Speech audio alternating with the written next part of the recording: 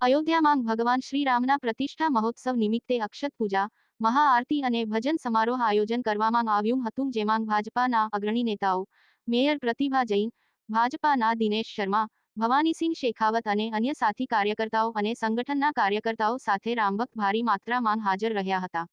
આ આયોજન રાજસ્થાન યુવા મંચ વડે ઓસવાલ ભવન શાહીબાગ ખાતે કરવામાં આવ્યું હતું। सभी लोगों से विनती है कि जो आप लोगों को दीपक दिए गए थे वो दीपक अन्य और कार्यक्रमों में भी इस्तेमाल हो जाए, उनका उपयोग हो जाए, उनकी सार्थकता सिद्ध हो। इसलिए कृपया वो दीपक सभी लोग यहाँ फिर से कार्यकर्ताओं को जमा करा दें। गजेंद्र सिंह पिंटू महाराज और आपकी जो टीम है